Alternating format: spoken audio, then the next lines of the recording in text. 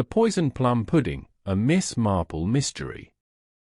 Hi there, welcome back to Haunting Vales. Tonight's mystery is served at the Christmas table. Warm, inviting, and deadly.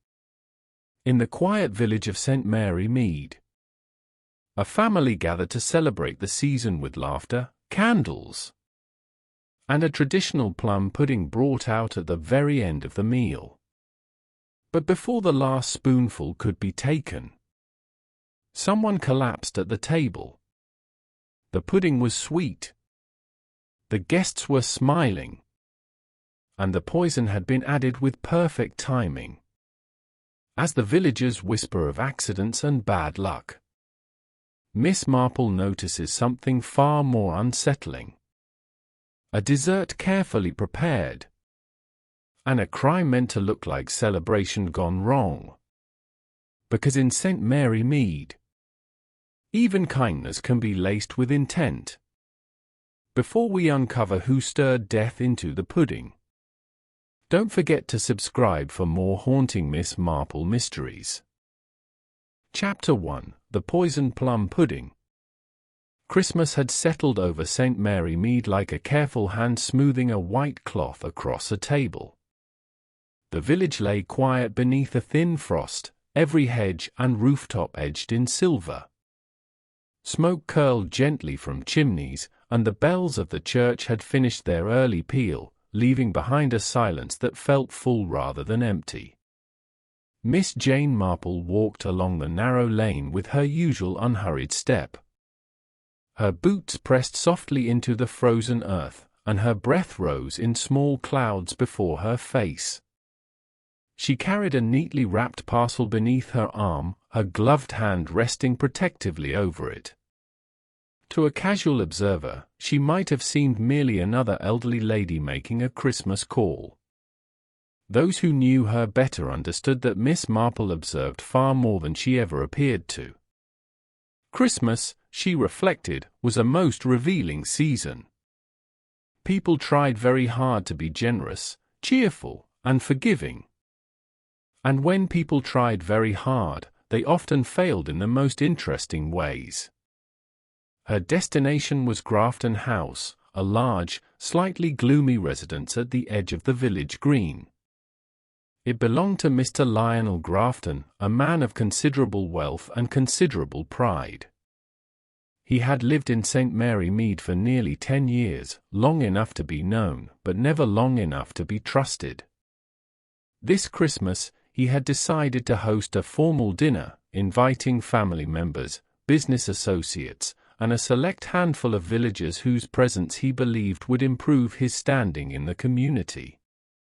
Miss Marple had been invited out of what Mr. Grafton described as neighborly courtesy, though she suspected he also liked the idea of an audience.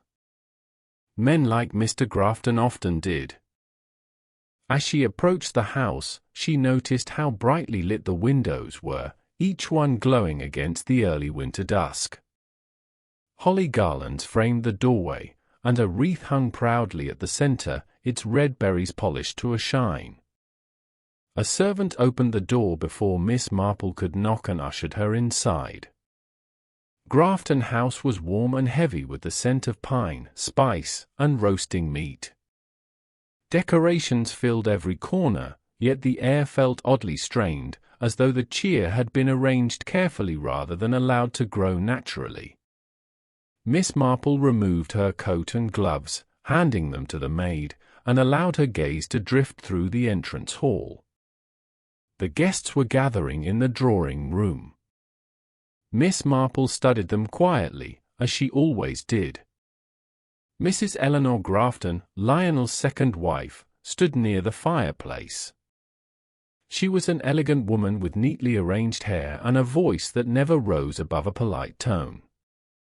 Her smile appeared practiced, and her hands twisted slightly at the edge of her shawl when she thought no one was watching. Nearby stood Peter Grafton, Lionel's son from his first marriage. He was a tall man with sharp features and a stiffness to his movements, as though he were always restraining himself. He held a glass of wine but did not drink it, His eyes followed his father's movements with something close to resentment. Across the room was Clara Finch, Mr. Grafton's secretary. Young, efficient, and plainly dressed, she remained alert and attentive, stepping forward the moment Mr. Grafton so much as shifted his stance. Miss Marple noted the faint tension in her shoulders and the careful way she avoided meeting anyone's gaze for too long. Mr. Lionel Grafton himself stood at the center of the room, his voice carrying above the others. He was a broad man with thinning hair and a booming laugh that demanded attention. He spoke warmly of Christmas traditions, of family unity, and of gratitude, though Miss Marple noticed how quickly his tone sharpened when someone interrupted him. Dinner was announced shortly after. The guests moved into the dining room, where a long table gleamed beneath polished silver and crystal glasses. Candles flickered, casting soft shadows across faces that looked cheerful, watchful, or quietly distant.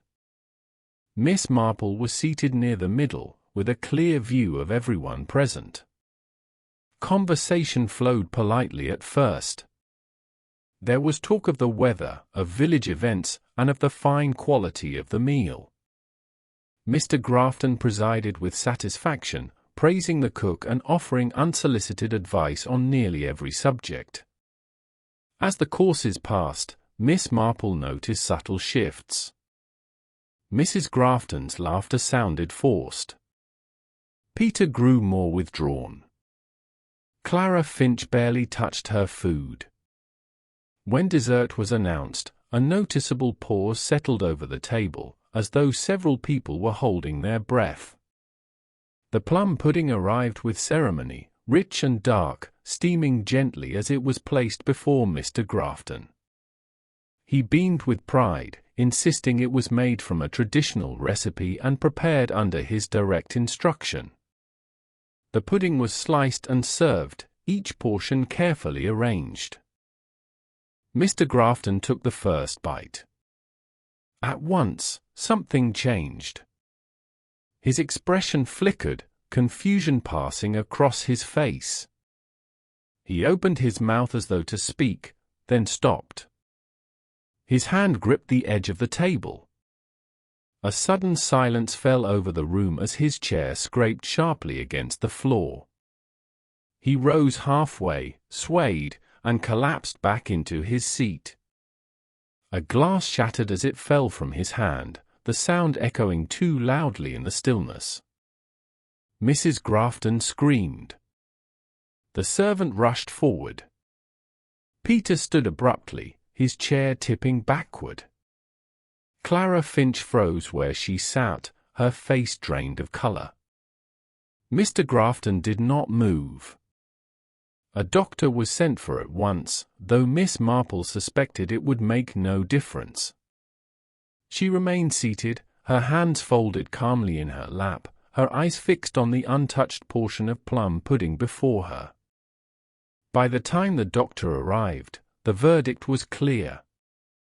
Mr. Lionel Grafton was dead. The word poison was spoken quietly, almost fearfully, as though it might summon something worse by being named aloud. Panic rippled through the room. Accusations did not yet form, but suspicion settled heavily, clinging to every guest like the winter frost outside. Miss Marple listened. She watched. And as others focused on the shock of the moment, her mind turned instead to the small, familiar patterns she had seen all her life. Poison, she thought, was a very personal choice. And Christmas, of all days, was rarely chosen by accident. Chapter 2: Secret Settling Like Snow. The shock of death did not leave Grafton House quickly. It lingered in every corner, clinging to the decorations and draining them of warmth. The candles continued to burn, but their light seemed colder now, exposing rather than comforting. Servants moved in hushed confusion, whispering to one another as though the house itself might overhear them. Mr. Grafton's body was carried carefully from the dining room, leaving behind a space that no one wished to look at directly. Chairs stood where they had been abandoned, one tipped awkwardly on its side. The untouched plates of plum pudding remained on the table, dark and glossy, no longer festive but faintly threatening. Miss Marple stayed where she was, her posture composed, her expression thoughtful. She had long ago learned that moments of chaos revealed truths that calm conversation never could. People spoke too freely when frightened. They forgot themselves. Mrs. Eleanor Grafton was the first to break the silence. She had collapsed into a chair near the fireplace, her face pale, one hand pressed tightly to her chest. Her sobs were sharp and uneven, drawing attention to her distress. Yet between the sobs, Miss Marple noticed how often her eyes moved, flicking from face to face, as though measuring reactions. "This is dreadful," Mrs. Grafton said at last, her voice trembling. "Absolutely dreadful. Lionel was in perfect health this morning. He complained of nothing at all." Peter Grafton stood near the window, his back partly turned to the room. He had gone very still. When his stepmother spoke, he did not look at her. "Perfect health," he repeated quietly. "So he liked to say." Mrs. Grafton stiffened. "What is that supposed to mean?" Peter turned then, his expression tight. "It means my father was not always as honest about his condition as he pretended. Or about many other things, for that matter."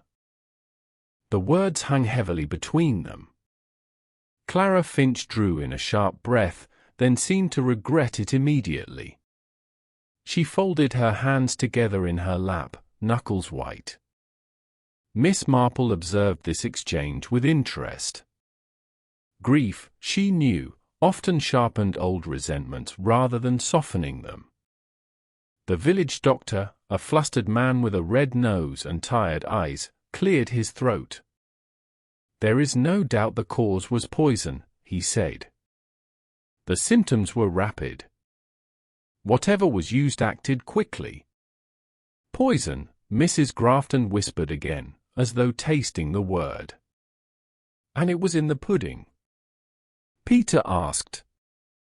"That seems likely," the doctor replied, "though it cannot be confirmed until further examination." Miss Marple's gaze drifted once more to the dessert plates. She noted that not everyone had eaten. Some had barely touched their portions.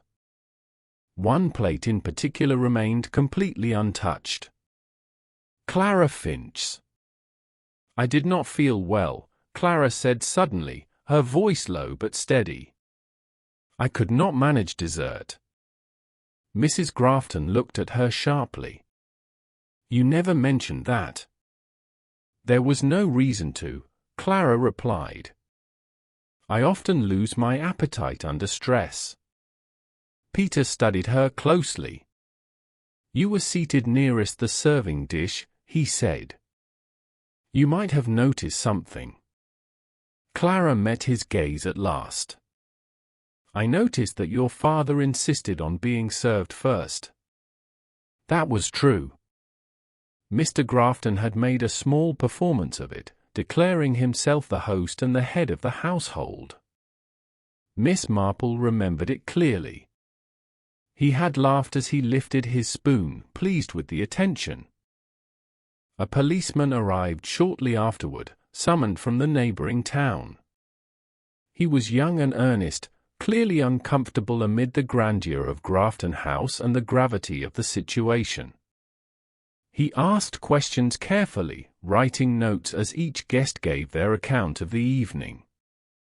Miss Marple answered politely when her turn came, offering nothing more than simple observations. She mentioned the order in which the pudding had been served.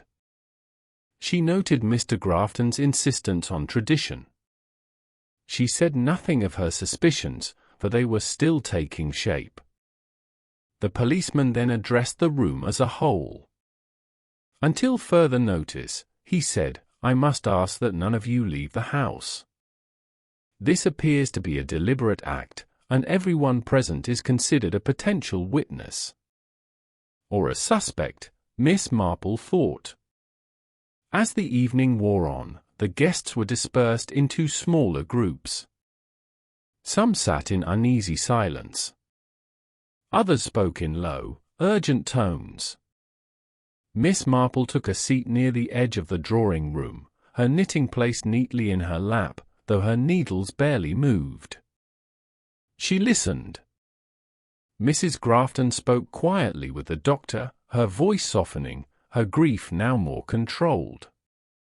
Peter paced the room, occasionally stopping to stare into the fire as though daring it to answer his questions. Clara Finch sat alone, staring at her hands, her face carefully blank. It was Mrs. Grafton who eventually approached Miss Marple.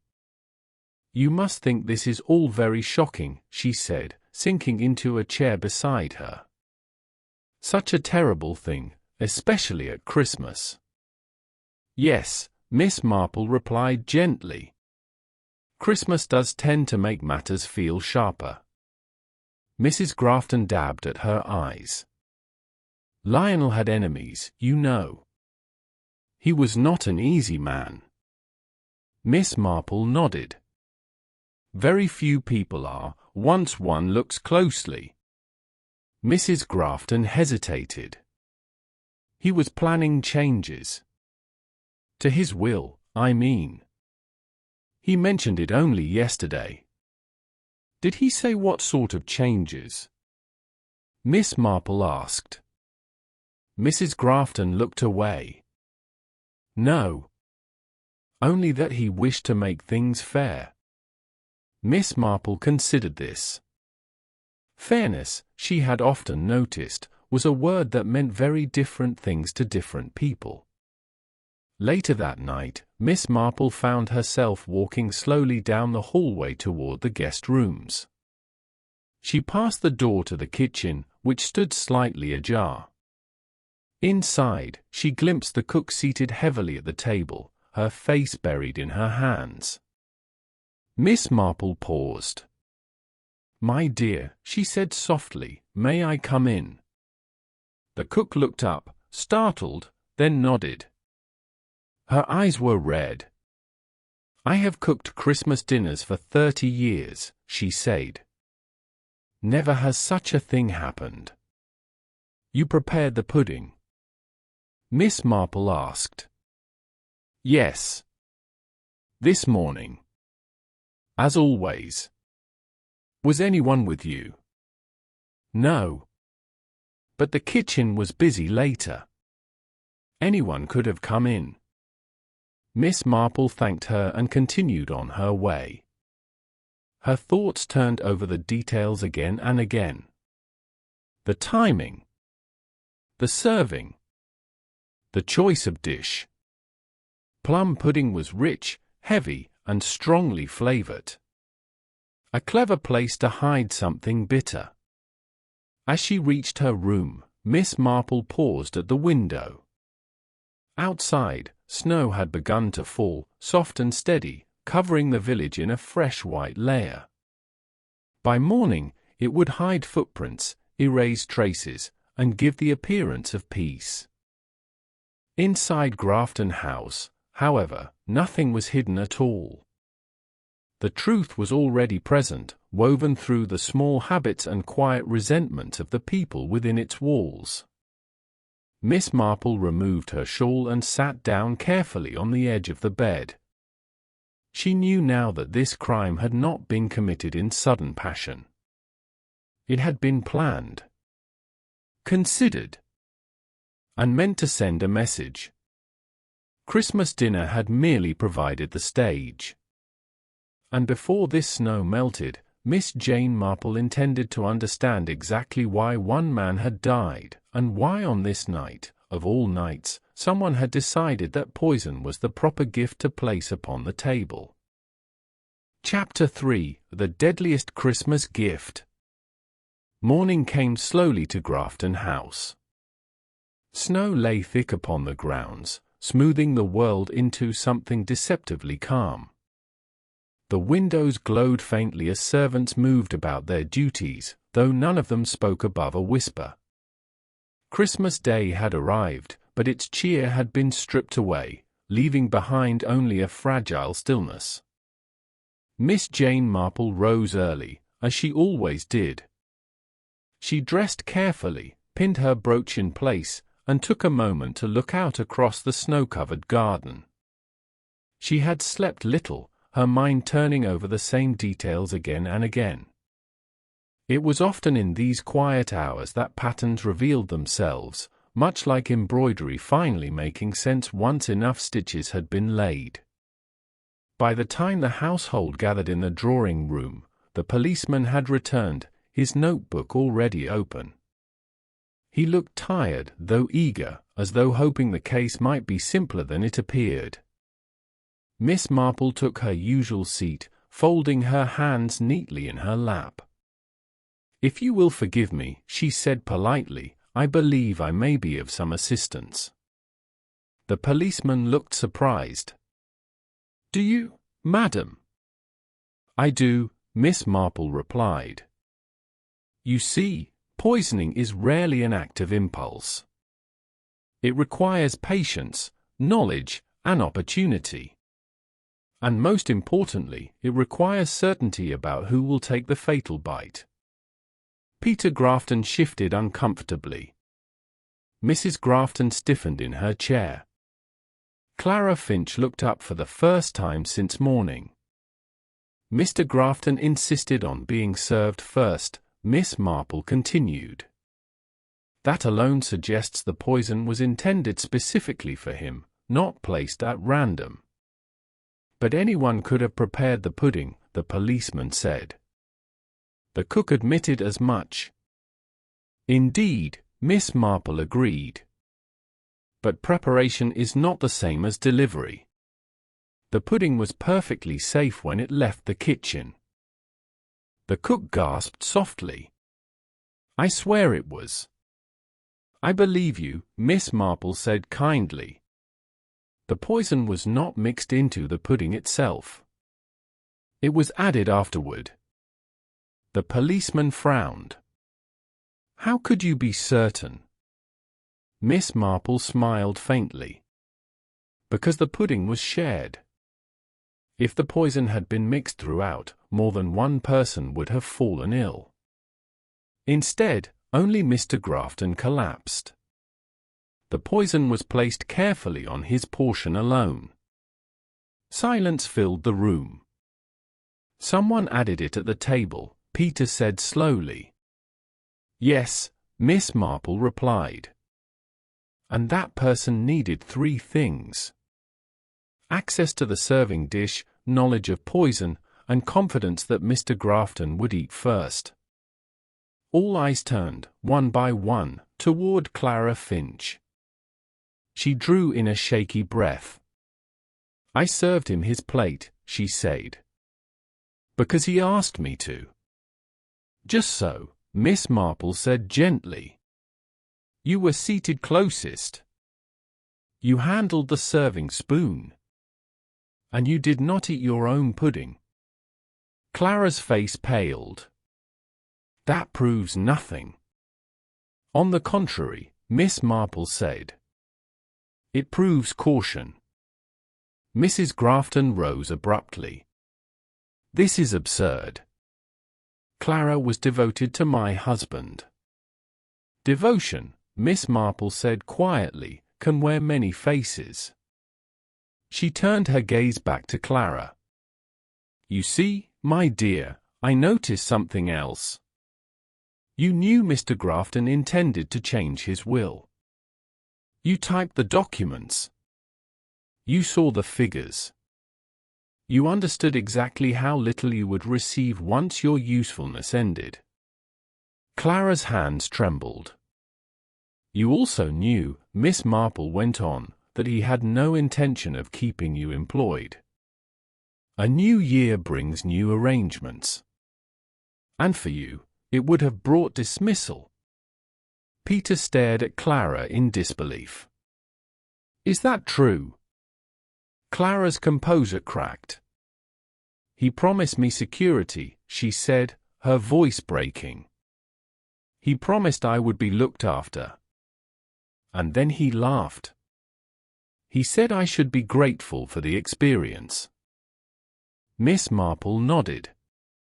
People often mistake gratitude for silence. The policeman stepped forward. Where did you get the poison? Clara swallowed. From the study. Mr. Grafton kept it for the rats in the cellar. There it is, Miss Marple said. Access and opportunity. Mrs. Grafton sank back into her chair, stunned. I did not mean for it to happen at Christmas, Clara whispered. But it was the only moment I could be certain he would eat first. He always did. He always had to be first. Miss Marple regarded her with quiet sadness. That need, she said, is often what undoes such men. The policeman took Clara gently by the arm and led her away. No one spoke as the door closed behind them. For a long moment, only the sound of the fire filled the room. Peter finally broke the silence. I suppose Christmas will never feel the same. Miss Marple rose slowly. It rarely does, after one sees what people are capable of. But it also reminds us of something else. He looked at her questioningly. That kindness, Miss Marple said, when genuine, is all the more precious because it is so easily imitated. Later, as Miss Marple prepared to leave Grafton House, the snow began to fall once more, soft and forgiving. The village would move on. It always did. As she walked back toward her cottage, Miss Marple reflected that evil rarely arrived with fanfare. More often, it came quietly, wrapped in tradition, passed politely across a table, and accepted without question. A poison plum pudding, after all, looked very much like any other Christmas treat. And that, perhaps, was the most dangerous thing of all. If you enjoyed this Miss Marple Christmas mystery, do remember to support the channel by liking the video, sharing it with fellow mystery lovers, and subscribing for more classic-style detective stories. Your support helps bring these tales to life, one mystery at a time. Until next time, keep your eyes open, and never assume that the sweetest gift comes without a cost.